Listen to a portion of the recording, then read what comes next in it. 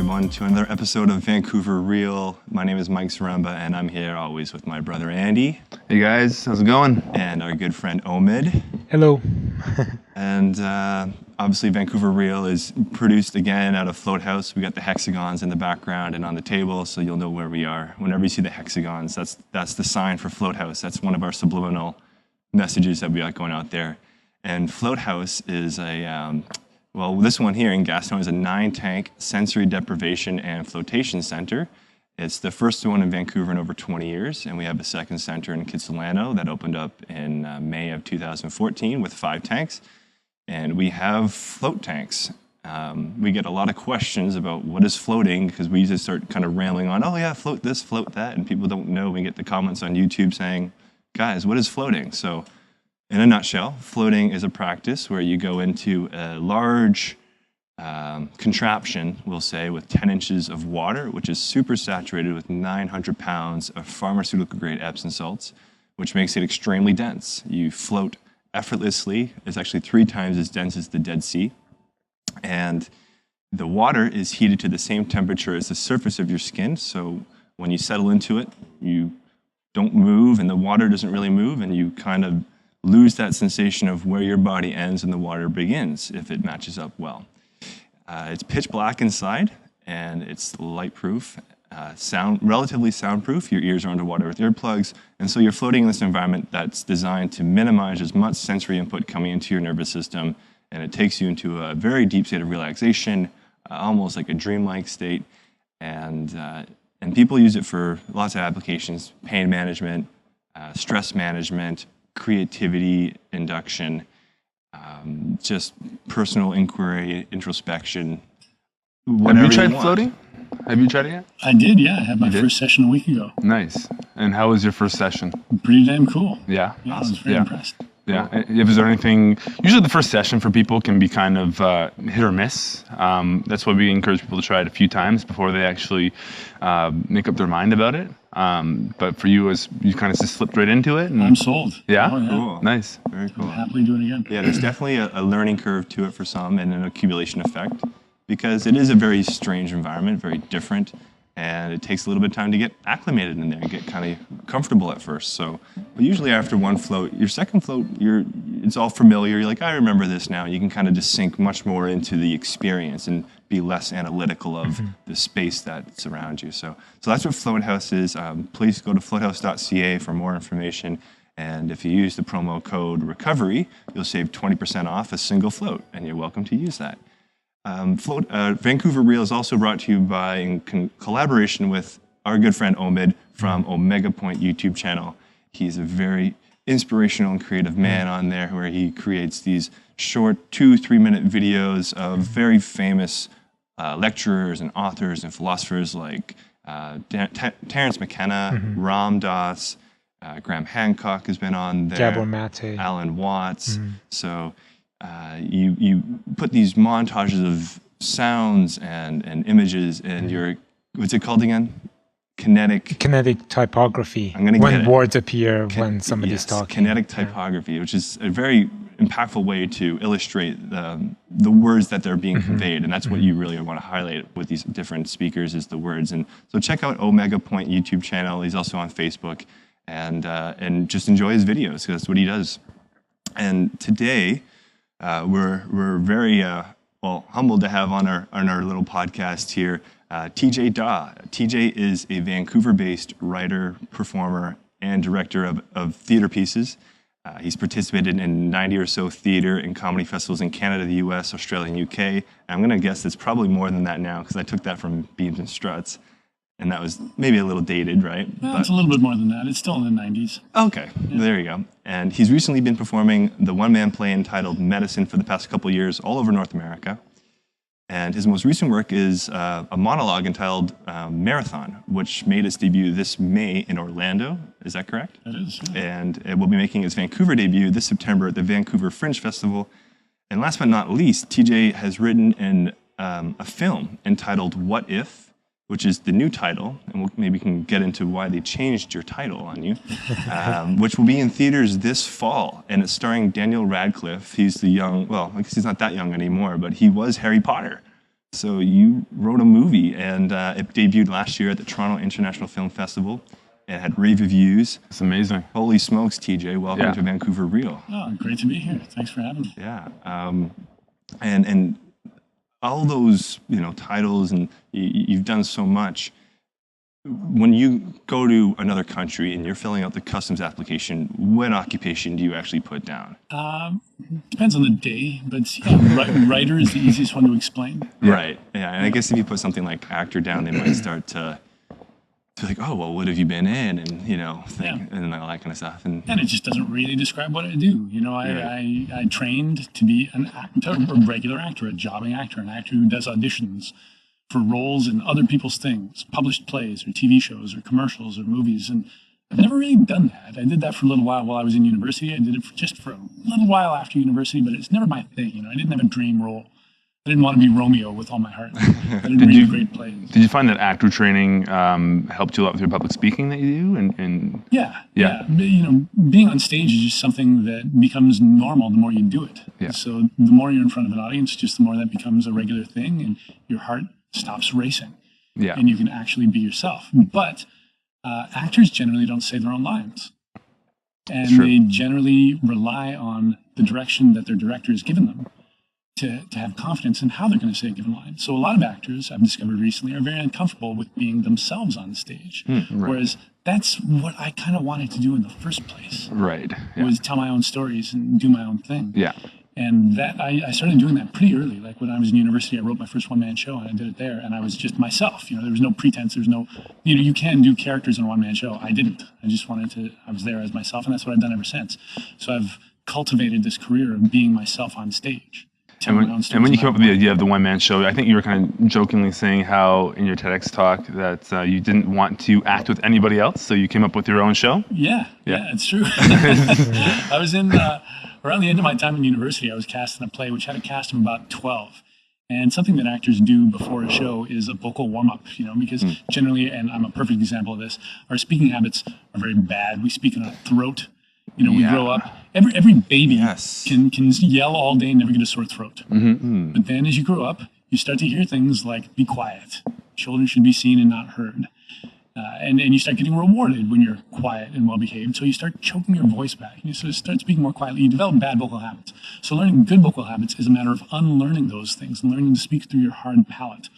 What is your hard palate? It's the roof of your mouth, basically. Oh. Okay. So you can use that to make a resonant sound, so that if you're in a theater without a mic, you can reach the back row night after night, 8 shows a week, without ever getting a sore throat.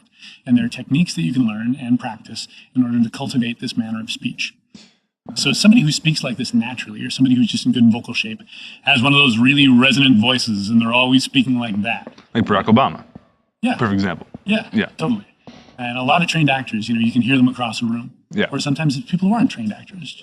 But a lot of people speak very throatily. I'm one of those people. Yeah, I found we both played university football, and a lot of football coaches have quite the booming voice, and our father being one of them, because they're quite used to projecting across an open field.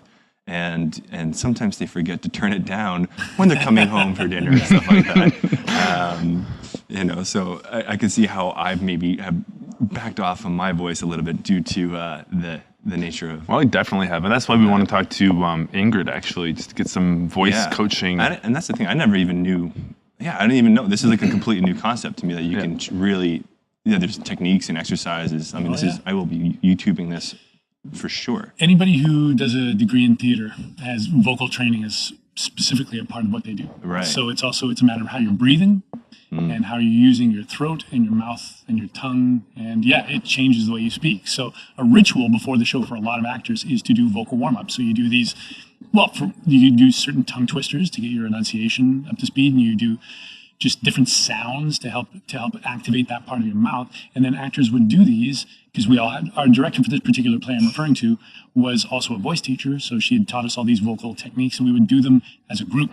We would make silly sounds together. And I hated it. I hated standing in a circle. I hated saying the same silly things with everybody else at the same time. I feel you on that one, I think. They just annoyed me so much. Yeah. And then in the dressing room, the cast was about equal number of women and men, There was a moving curtain in the middle. There was a big dressing room for the guys, and then a smaller dressing room off to the side. I was in the one off to the side, but the guys in the main dressing room had a bunch of inside jokes, and I just hear them giggling and laughing. And one of them would do this impression of Salacious Crumb, Jabba the Hutt's little minion in Return of the Jedi, with this high-pitched evil laugh, imitating that. And I hated it. I hated them also. I wanted to kill them. So this cultivated a desire to create my own stuff, which I was doing within a year, and which I've continued to do. And only now am I coming to understand that the issues that made me believe that I didn't like other people and that I didn't want to have anything to do with groups of other people are actually an illusion. And that is the theme of my newest show, Marathon. Oh, so okay. It's something I'm just continuing to work on. Going to get into that. So Marathon is your latest production that you're doing, and it's you've only done the May shows in Orlando so far. Yeah, but, the show's still very young. Okay. And when did you finish writing this, and how long have you been kind of working on this production then? Well, Marathon draws from a few different experiences. In 2007, I did a run at the Edinburgh Fringe, which is the biggest fringe festival in the world. It's one of the biggest theater festivals in the world. It's massive. Edinburgh as a city is not that big. It's smaller than Winnipeg in terms of population. Right. But the festival is colossal. That's where Patrick Stewart does a lot of plays. Is that correct? It's possible. Okay. A lot of famous people have done shows there and continue to do shows there. The festival is dominated by comedy. A lot of stand-up comedians. Britain's very small compared to Canada. And it's got a good rail system. It's a country where people go out. You know, pub culture is very active, and a lot of them have live entertainment. So stand-up comedians crisscross the UK on trains, and British television supports a lot of British artists that we've never heard of. Right. So if you go to the Edinburgh Fringe, there's all kinds of people doing comedy shows, and they have fan bases, and we've never heard of them because we don't listen to BBC radio. Right. And we don't live in Kent and go to the local pub and see touring stand-up comedians come in. Yeah, it's so very I was different competing culture. with thousands of people, and my show was doing very, very badly. It's a competition? Not Or really. kind Well, of you're just like- competing for audience because it's not that big of a city. Okay, So right. the average audience for a show there is less than 10. I've even heard 3. Like, I've heard various things. I've heard 3, I've heard 6, I've heard 7. And that includes shows that are selling out 200 or 500 seat venues night after night after night. And it's a 3.5-week festival. You're doing a show every single day at the same time. Wow. Holy It's smokes. insanely competitive. Would you do the same show every day? Yeah. Okay. And it just was not very well received. People didn't get it. Which one were you doing? It was a show called The Canadian Bartender of Butlins, which was about my job as a bartender at this horrible little resort in the south coast of England when I was 18 years old. So it was about my Canadian response to British culture. Okay. And you probably thought that would be an interesting thing for them to get into. The feedback I'd gotten from all my British friends was that was their favorite show of anything I'd ever done.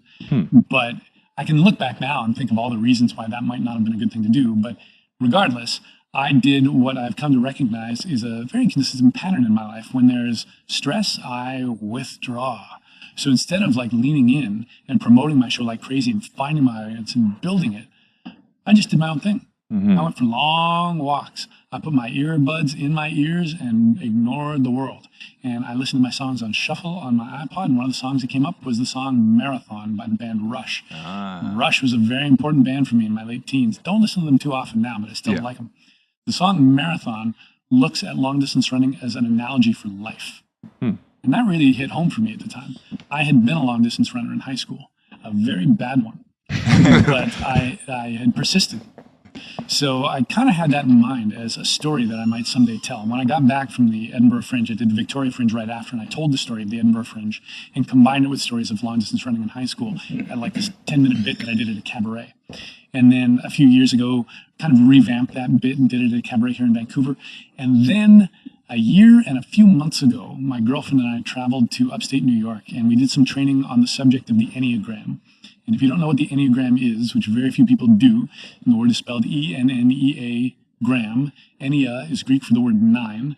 And gram, or gramos, means figure or shape. So the word means 9-sided figure, 9-sided shape. Okay. The Enneagram is a personality type system that posits there being 9 basic personality types. My oldest friend got me into this about 10 years ago, and I didn't want to have anything to do with it. I associated it with astrology. I associated it with people just sticking someone in a box and saying, you're a such and such, and you did that because you're such a such and such. Yeah. No, thank you. But my friend was, according to the Enneagram, a type 8, a challenger, and he does not take no for an answer. So he thrust this particular book in my face and said, do the test. Do it. Fine. So I did, and it nailed me. Wow. It nailed me more than anything I'd ever read. Whoever wrote that book seemed to know me better than I knew myself. It articulated things I'd barely even admitted to myself, some things I had never admitted to myself. And I thought, this has something to teach me. That same friend introduced me to the woman who is now my girlfriend. We've been together for 4 years, and we are both the same type. And our type is type 4, which is the individualist, the tragic, suffering romantic artist who believes that nobody understands them, that they are unique. You know, individualists strive to establish their uniqueness to themselves and to the world because hell is to be just like everybody else. And individualists often become artists, and they gravitate to a medium that gives them 100% artistic control, and their artwork is very often autobiographical.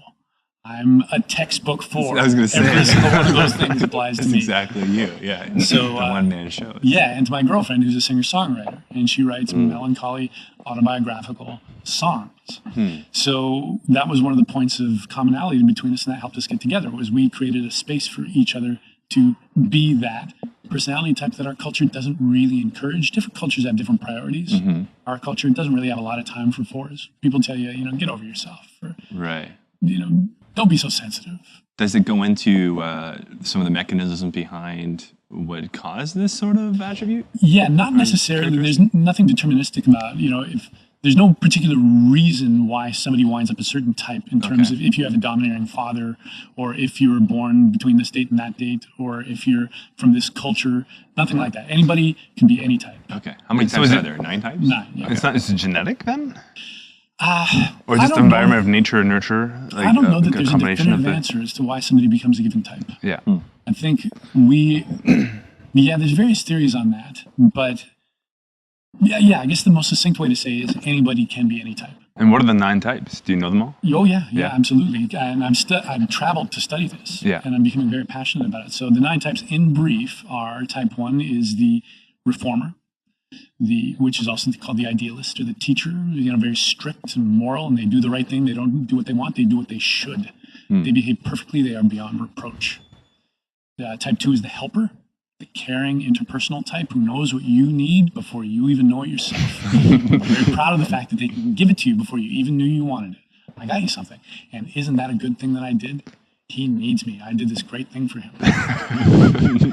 And so they have a great hunger for love. And they want to be loved, and they want to be valued.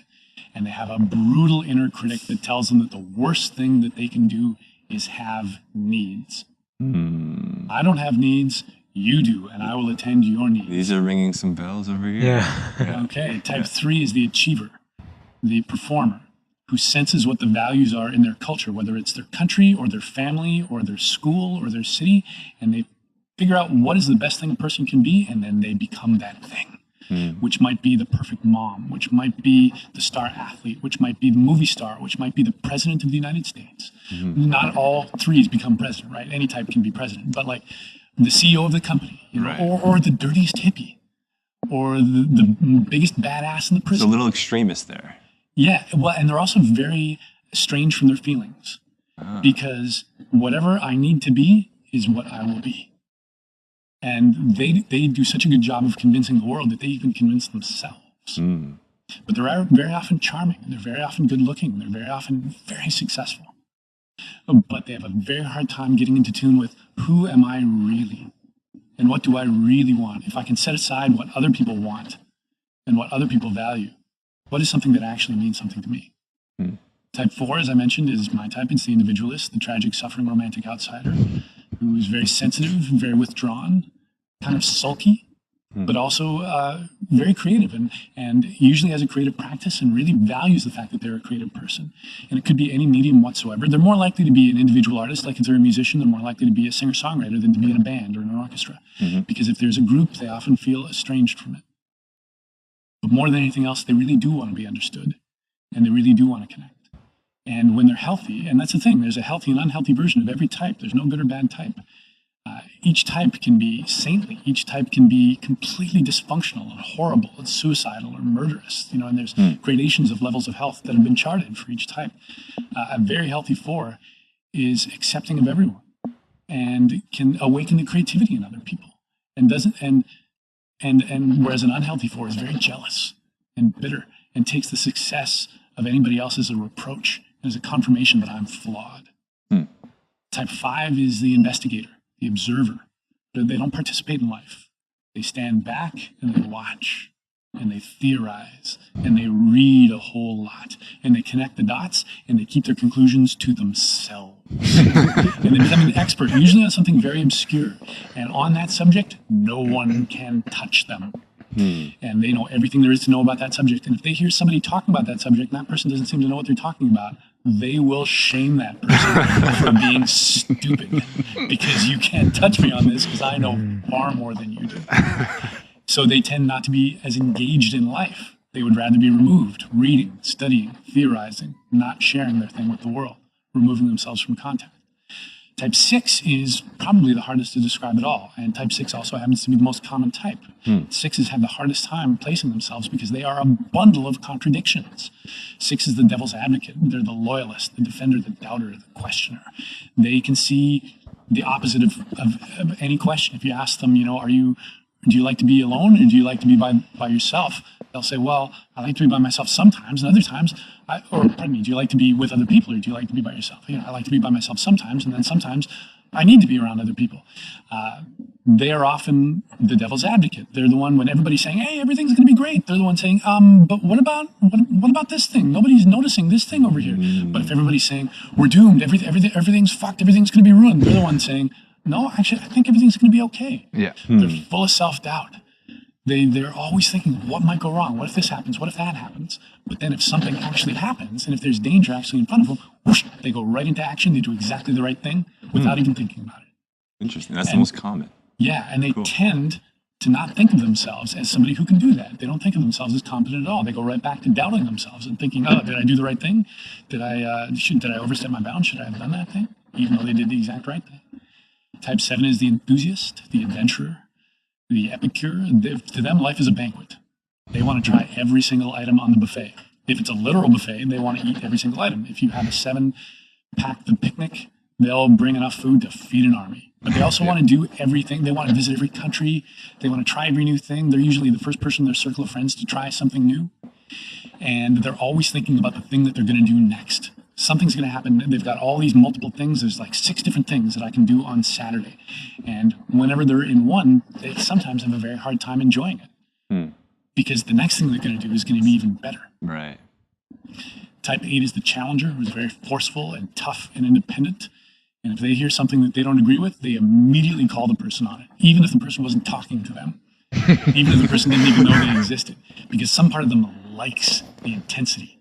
They might pick a fight, or they might have like a really hot, spicy meal, or they might turn up the music really loud because some part of them maybe ringing the bell a little bit. Yeah, some part of them feels alive in intense situations. That's so funny. And the thing about that is that intensity, that tough exterior, that sense of like, I'm just straightforward with me, what you have is what you get, and nothing can hurt me. And in fact, I'm the one just striding through the world like a tough-skinned dinosaur. That tough skin hides a very sensitive interior that they let almost nobody else see. But if they have a child, or if they have a pet, or if they have somebody they've taken under their wing, this tenderness might come out that would surprise everybody. Because deep down, they're actually very soft and sensitive. But that's why they have this tough coating of armor outside, so that nobody fucks with me, so that nobody hurts that, so that nobody even knows about me. And type 9 is the peacemaker. And the peacemaker is somebody that quite often people just love because they're so easygoing. They're so easy to be around. And there's something about them that if they're around you, you just tend to calm down and you feel like everything's going to be okay. They tend to fight by not fighting. They'll fight you by smiling and agreeing with what you say and then not doing it. They tend to they undervalue themselves. They consider themselves to be nobody special. They never put themselves above anybody. So they're very humble, they're very easygoing, quite often self-effacing. They'll have a self-deprecating sense of humor. And then deep down, there's this hidden resentment that they're completely out of tune with because the world is taking them for granted. And they themselves are taking themselves for granted. When you explain all those, I honestly feel like I have little traits on almost all of them. I feel like there's like little parts of it, it could be that. I could be that too. I'm a little stronger with other ones. They're like hybrids. Yep. We are, all of us, all 9 types. We have each of these 9 types within us. We specialize in one of them. And the further down the levels of health we are, the more entrapped we are to enact the characteristics of our particular type. So you mean your physical health will determine what your dominant personality type will be, or will come out as? Your emotional health. Emotional health. Okay. So if you're doing a lot of personal work, if you're doing a lot of therapy, or just whatever your kind of personal work might be, meditation, any number of things, the practice of art can be very therapeutic, then that helps you rise emotional levels. And then your actions are less compulsive. Stress sends us down the levels. Stress activates compulsion, whether the compulsion is addiction, or whether the compulsion is helping someone, or whether the compulsion is denying you have needs, or any given thing, or picking fights, anything like that. Have you heard of the book Eastern Body, Western Mind? I forgive me, I don't remember the author right now. I read this book, and it had some of that stuff in there, and I think she even referred to it, and I didn't make the connection at the time, or even when you were bringing this up. But it's about the chakra system and how every chakra. Are you familiar with the chakra system relatively? Like there's a lot of personality traits and character traits associated with each one, and she was associating the different chakra centers with the very actual types that you were referring to there. And and she was interconnecting everything like that, and it was actually really, really fascinating. So I think I should check that out. the Ayurvedic science has parts of that as well, but granted, there's only 7 chakras, so they're missing a couple types in there, but maybe yours is just a little bit more elaborate. But so what made you so interested in studying personality types? Well, like I said, initially I resisted it completely. So it was the fact that I'm the type that deep down craves to be understood, despite the belief that nobody ever has or will understand me. Right. Yeah. And then there was this tremendous comfort in the thought that not only does somebody understand me, but this is a legitimate personality to have, and this is a central tenet of the Enneagram, your personality isn't who you really are. It feels like it. You might believe it is, but your personality is a coping strategy. It's a way to get your needs met. Is it a way of just describing somebody's ego? Yeah, very much. Okay. And that you can transcend it. And you can sometimes transcend it for a moment, and if you do enough personal work, you can transcend it permanently. And it's a lifetime's work to get right. So what methods do you use to work on? I guess it's something you work on yourself? Yeah, well, part of it's the fact that my girlfriend and I are both conversant in the vocabulary of it, so we can call each other on it. So, and we're both the same type, so we understand what our type looks like on a bad day. Right. Or so we can call each other, and the more you know about it, the more you can spot your own bullshit. So when you're acting from a place of compulsion, if you can bring some presence to the moment, you can say, oh, I'm doing it. I'm doing it right now. So one of the things for my type is brooding. Like an individualist, I believe that I don't fit in. And something I can catch myself doing is twisting the knife in my heart about some real or more often a perceived wound. Usually it's something that isn't happening right now. That's when I know that it's a symptom that something else is bothering me. Right. Because my particular compulsion is activating. Like, I'll find myself doing the dishes, thinking about somebody that wronged me, thinking about somebody that said something about me that really made me feel bad. And what do they know? And fantasizing about, that's another big 4 thing, fantasizing about some future, some other place where I will be appreciated, or well, that person will get theirs, or I'll tell them what I really think of them. And then I'll stop and I can realize, yeah, okay, I'm doing that right now. Okay, so is the time that person had that conversation with me 3 years ago bothering me now? Because if it isn't, and it probably isn't, what is? What's really going on? Right. So these are kind of like signals, signs, if you will, of something that's probably going on now that you're not addressing or not aware of or not dealing with, that, and it's just coming out that way. So you got to dig into it. So to learn about your personality type and to learn about all of them is to learn a very elaborate map of what your personality's coping compulsions are. So you can spot them when they come up, and then you can engage in practices that specifically address the areas where you're wounded and that you obsess about. So what would you do if you notice one of your compulsions coming up? Is there a technique that you will use to recognize it and become more present and prevent yourself from going down that path? So the biggest one that I can recommend is just to take a very big mental note that I'm doing it. So something must be bothering me.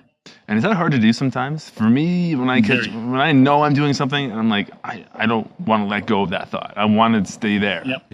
Yeah. And that's certainly the easiest thing to do. So something you can, this is more like what I do, is just to kind of put up a sticky tab in your consciousness and say, okay, I'm doing it. Just remember this for later. Yeah. Right. And then later think, okay, so is the thing that I was compulsive about actually bothering me? Is that really the thing? Or is it something else? And if it is something else, what is that? Is there some other source of stress in my life? And if there is, then what can I do about that? Mm-hmm. Because sometimes stress comes from external sources. It might be physical pain. It might be a landlord. It might be a relationship that's breaking up. It could be so many things. Yeah. The tax man, Exactly. Work. Yeah. But much more often, our pain comes from inside. Right, the stories we're telling ourselves about situations, how we perceive things, where we've been wronged potentially. Yeah, and all of that comes from the adaptive strategies that we developed early in life that we're now compulsively enacting that don't necessarily help us anymore.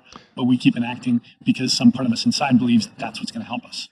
Right, because that's our protective mechanism. That's what we go to just to protect ourselves from the world, basically. Otherwise known as our personalities. Yes. Yeah, exactly. Right. And that's something that, and you're, well, this is a whole other thing, but Dr. Gabor Mate's a very well-known Vancouver author and physician here, and we've talked to him about him before. You have him on one of your videos, and you're pretty tight with him, basically, right? I did a one-man show about my work with him. Yeah, exactly. And this is what he writes about a lot too, isn't it? Yeah, there's some big common ground between his work and the Enneagram is just the personality not being who we really are, but being a protective strategy, a stupid friend, as he describes it. Right, yeah, exactly. And he said it means well and wants to help. Yeah, but it's not your nemesis. Yeah, right. And I remember him saying that. I went with Omid. He was he encouraged me to come to your medicine show when did we go? January, I think. Yeah. And are you still performing medicine? Yep, I'm doing it at the Victoria Fringe in August. Oh, fantastic. If you have the opportunity to go see this one-man play, I strongly encourage you to do so. It's fantastic. Why don't you tell people a little bit about what medicine is? Yeah, sure. Well, I did a one-man show about Gabor's ideas in 2010 called Lucky Nine. That was also about the Enneagram. I discovered the Enneagram. Well, I got into the Enneagram and I got into Gabor Mate's work in the same year, which was 2009. And it's a big year. Yeah, it was a fun year. And I wrote a one-man show about these things. Cool. Not just about the ideas, but about how they'd come into my life and then the conversations it's fostered with my family. And Gabor saw the show in Vancouver and then told me about the ayahuasca retreats that he leads. So people would do ayahuasca within the overall context of what can loosely be described as group therapy, where we'd all sit in a circle and Gabor would dialogue with people one-on-one and help them get to the source of their pain. Would you do this pre, post, or during ceremony? Not during the ceremony, but pre and post. Oh, right, good. So he would help you develop something to explore while you were on the plant. And then afterwards, everybody would describe what they had gone through and how they had responded to it. And then he would put that in the context of what he knew about you or just more questions about what your family of origin was like and what coping skills or coping mechanisms you've developed. And then you would have a second ceremony. And then again, everybody would describe what they had gone through. And because it was in a group setting, you would hear the patterns in his question, and you couldn't help but ask yourself some of these same questions, whether you were the one being dialogued with or not. And it was a very powerful and difficult experience, and it was life-changing. Yeah, absolutely. And I recently just got back from a trip to Peru where I did a retreat as well. But we obviously didn't have Dr. Gabor Mate there doing a pre and post. Like we had a sharing circle and everyone was able to talk. And the shamans that were running it were very good in kind of letting us figure it out for ourselves. But it would be amazing to have someone just, who's skilled at prompting just different questions to help you discover it for yourself. It's kind of his superpower. Yeah. Within a few questions, he can get right to the heart of somebody. And he's probably seen these patterns over and over and over again. And that's the basis of his career. Right. You know, he worked as a family physician, then he worked as a physician in the downtown east side. Yep. And he worked in palliative care. He was the head of palliative care at Vancouver General Hospitals, who worked with dying patients. And he wrote a book about that, about how people dying of debilitating conditions very often have suppressed themselves. That's their protective mechanism. Right.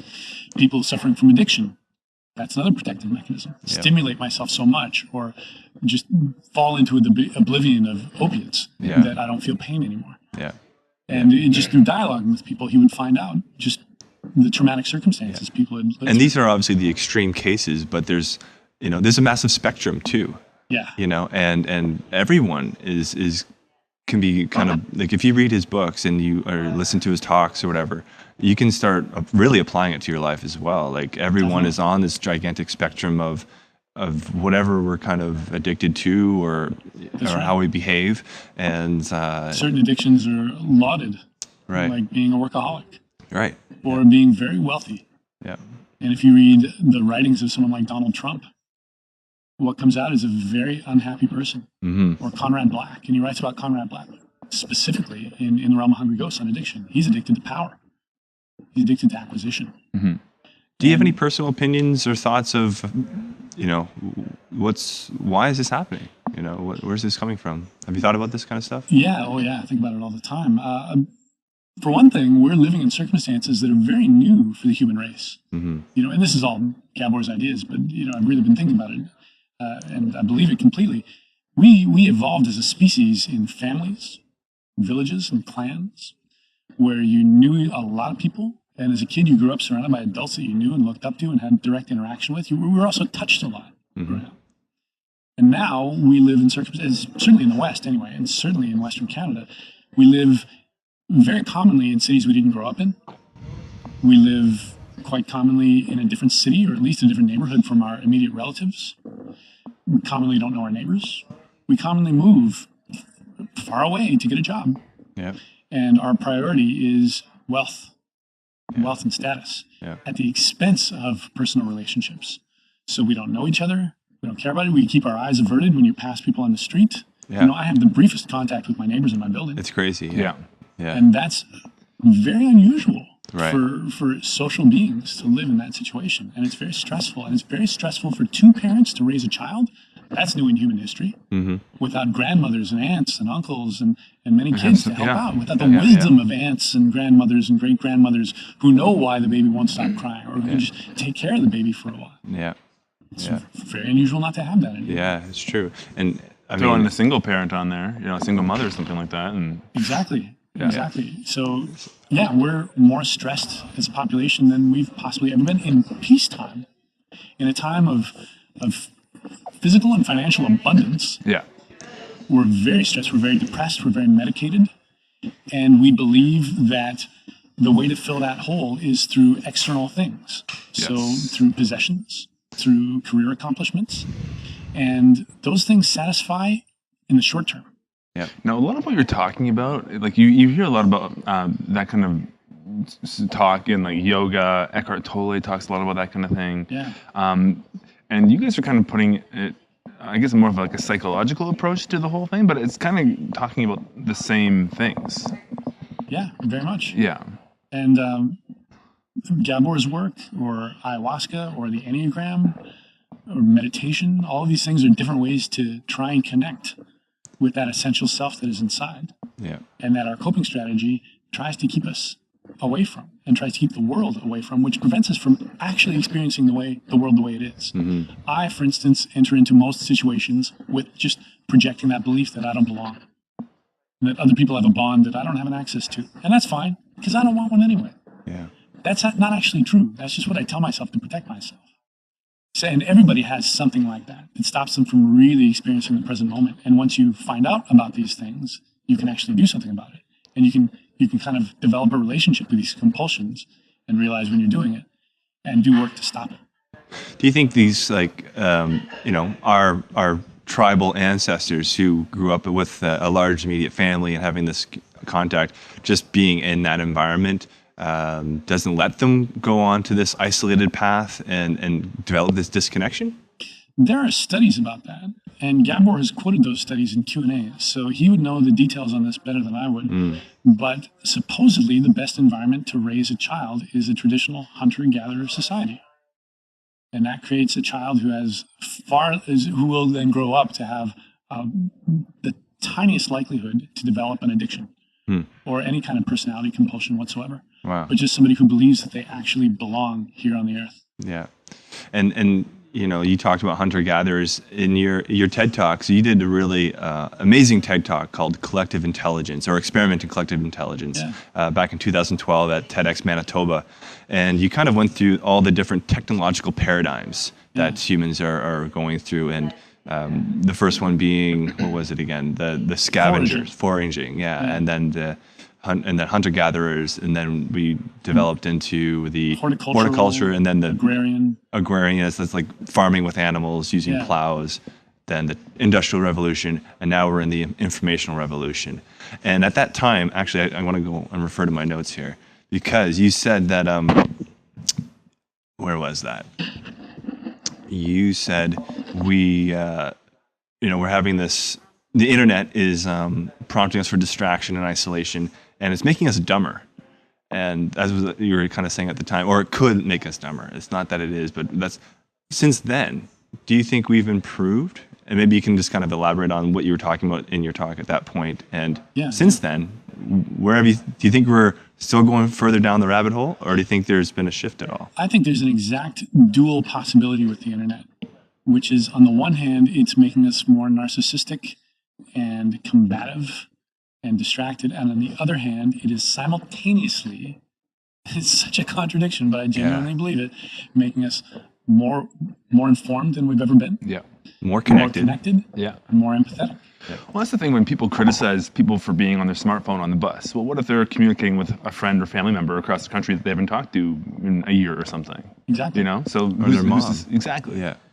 Or finding out about some social issue. Yeah. Or just becoming better educated. Yeah. Or reading a book. I read books on my phone. Yeah, exactly. Yeah. Well, it's like any kind of technology. Even like reading a newspaper could be considered, that's social isolating. You're not talking to the guy next to you on the bus, you're reading a newspaper, you know? Yeah. But it's really the same thing. Yeah. But yeah, I think it gets a bad rep sometimes. Yeah, well, and that's the thing. So it's just, and it does seem to be growing both ways at the same time. Yeah. And I'm creating a show right now. Today, I came from a writing session for this, a 2-person show on exactly this theme. Called Point Counterpoint. Counterpoint. Now, do you go into that subject? This is kind of a topic I'm kind of interested in as well. Do you think it'll be, like the internet and technology will be used as more of a system to liberate people or to control people in the future? I guess it's up to every single one of us to determine that. Because each of us has the choice to determine what our relationship to this stuff is going to be. So it is also possible that a given person, myself as a particularly good example, will say, I'm spending too much time on Facebook.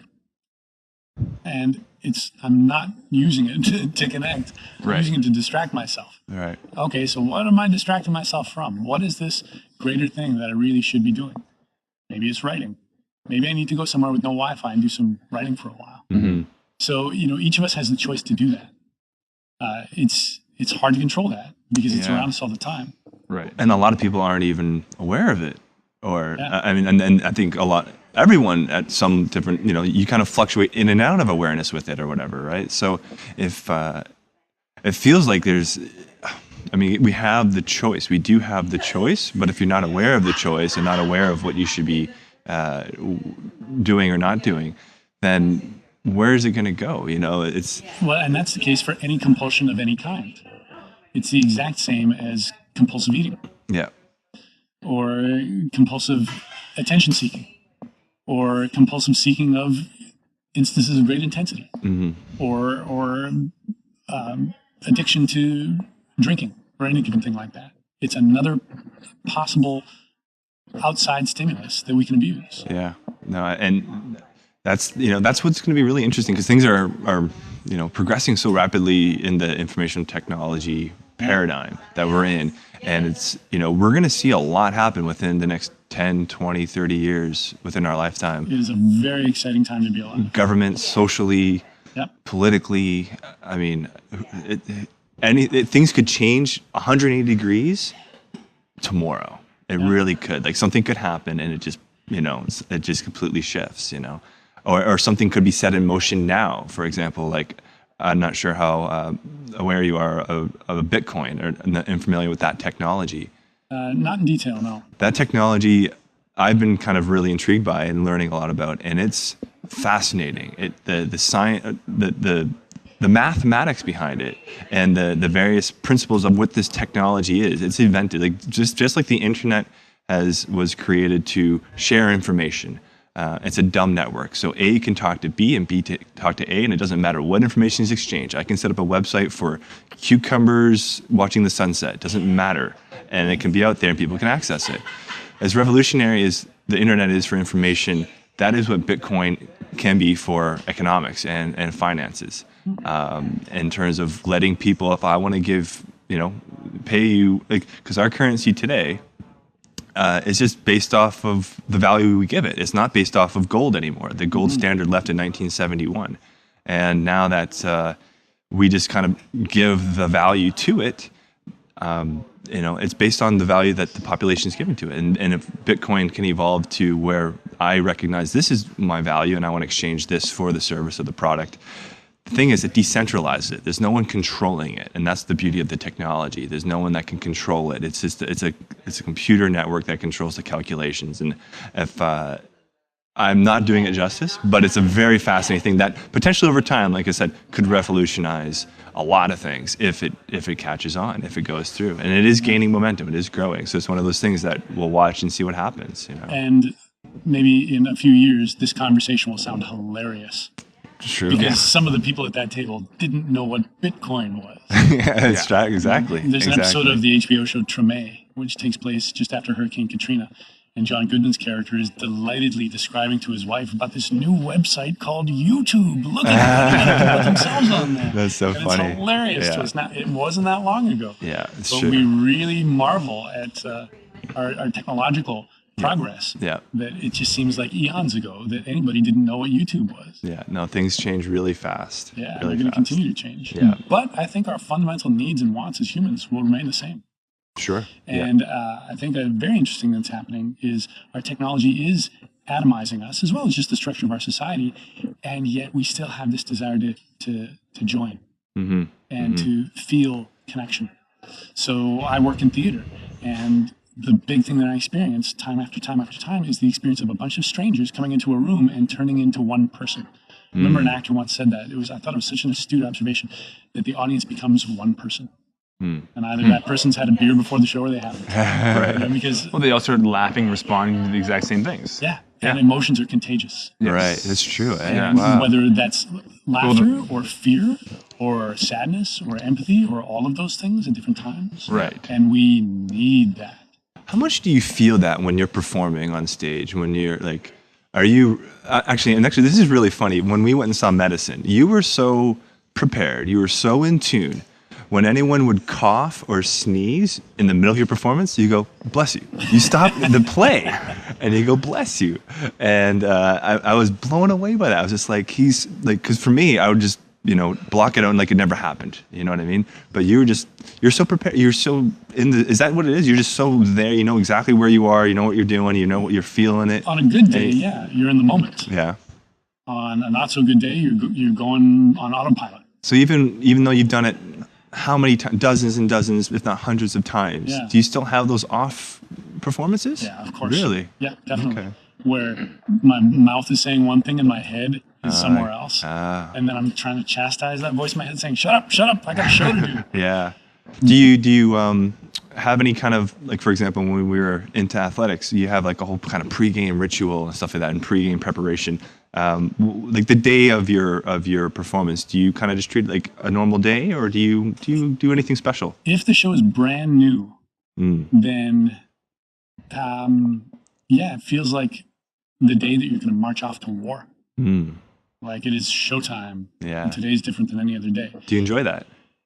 Well, enjoy isn't quite the right word, but yeah, it exhilarates me. But it's also terrifying, because when a show is brand new, even though I go through this every single time, I've done 14 one-man shows now, even though I know that I'm going to go through it, it feels the same every time. I honestly feel like I'm walking into my death. Wow. Like this is the time everyone will discover what a fraud I am. How do you overcome that? You don't. You do it anyway. And then because you've gone that far out on a limb, the payoff is tremendous. Yeah. Because I feel like I've gone through a death and rebirth. Right. Because I honestly thought I was walking into my doom. Yeah. And then I came out the other side and I'm stronger than I was before. Yeah. And I feel 60 feet tall. Yeah. So it's not a pleasant thing to go through. It can wrench me to pieces. Yeah. But I wouldn't trade it for anything. And then when the show has already debuted, once that has happened, I like to be backstage before the show and I like to listen to the music. So it's always music that I've chosen.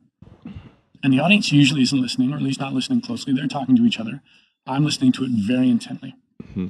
And I've always chosen the music by something that brings me back to that feeling of like, it's showtime.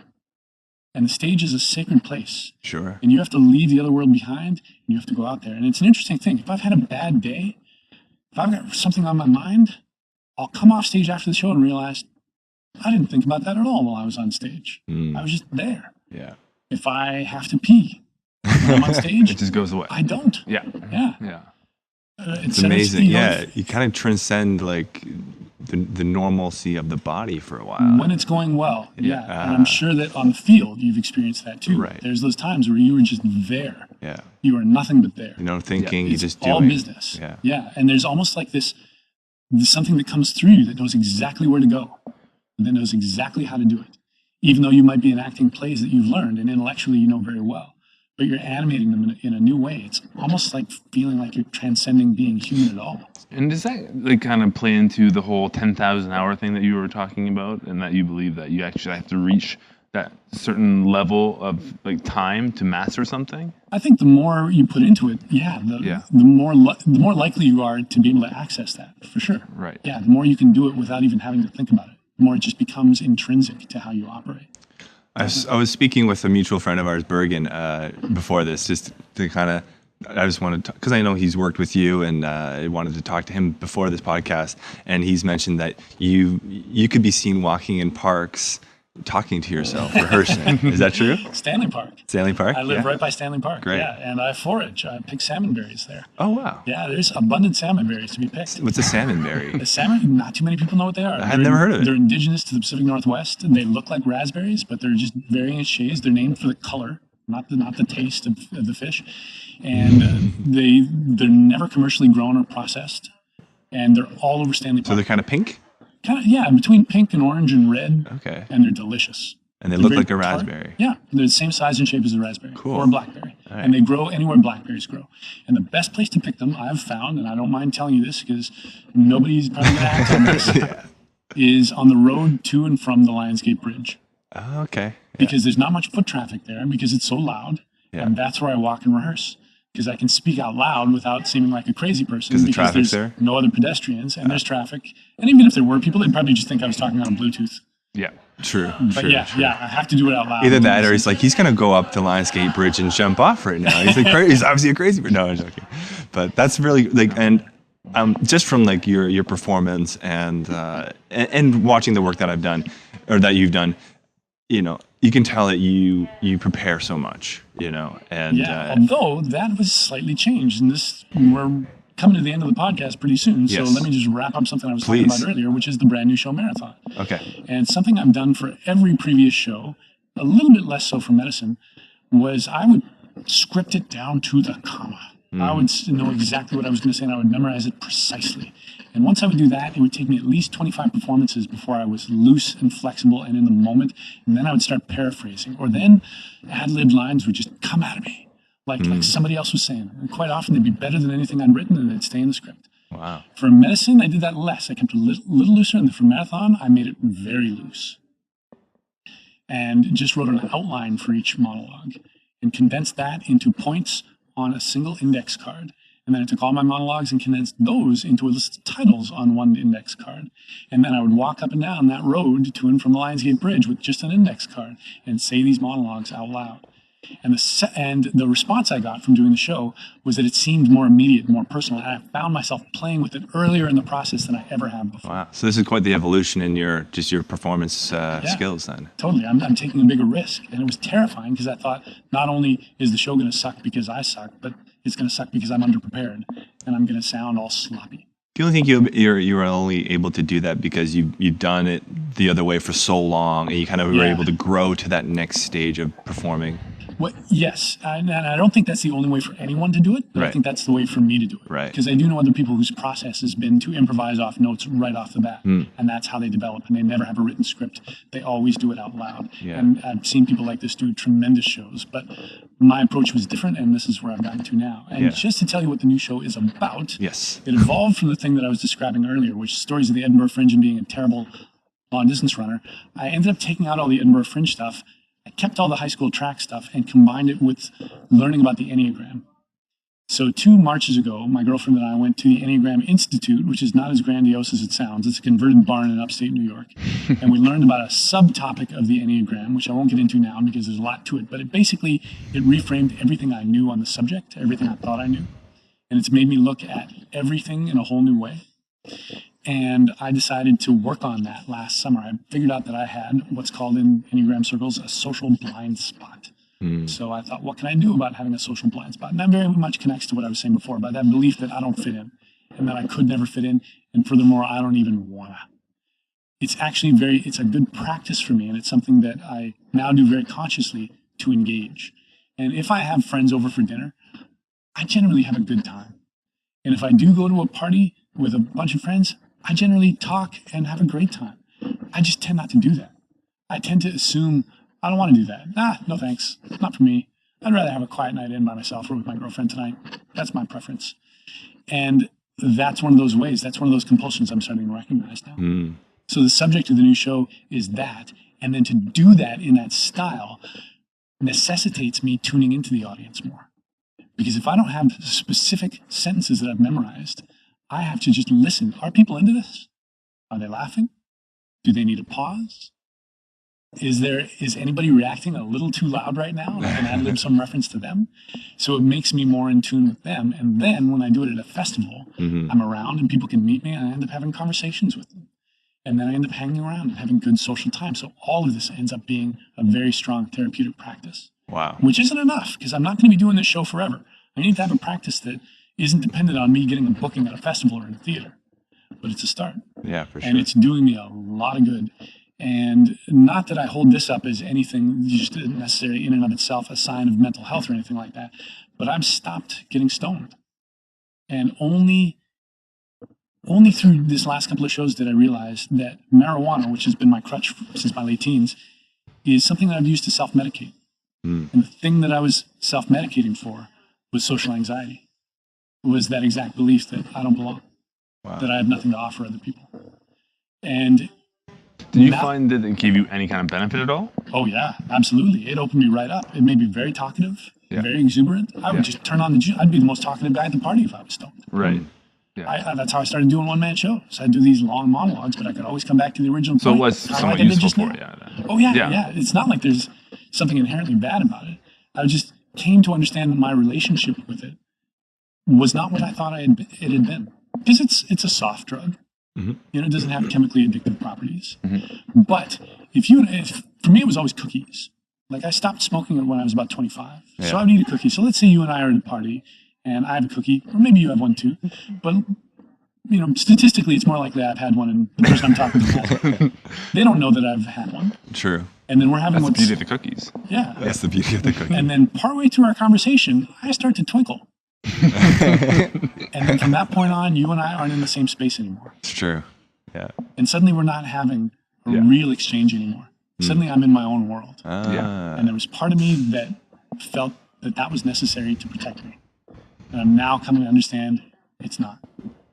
I can remain in that same space with you and with you and with you, and we can all be in the same space together, and I can still have a good time, and I can still belong. And that belief that I don't belong, that other people belong and I don't, is an illusion that I don't have to believe. And of course, that belief is going to come back again and again and again for the rest of my life. And I have to develop, I can't think that I've vanquished this. Right. Do you know anybody, or can you think of people who have come close to personal mastery in a sense? I don't know anyone personally, but if it's somebody because my Enneagram teacher, and Gabo does this as well, a very helpful part of their instruction is illustrating their own faults. Yeah. And not faults that they had 20 years ago, faults they have now. Right.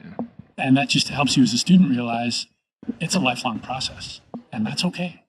We live in a very accomplishment-oriented society, and that's also a big theme in Marathon, is I had the belief that I could conquer my social blind spot in a summer, that I could unlock this major problem that I've had my entire life just by putting a few weeks or a few months' attention onto it. And only after I'd realized that I was thinking that did it occur to me how absurd that is, and that there's nothing wrong with working on this for the rest of my life. Do you think it would be possible with the right focus to actually overcome that? Totally. I mean, look at somebody like the Dalai Lama. Yeah. You know, like, to overcome it is to become a very great sage, I believe. And there are such people, and there are such people alive right now.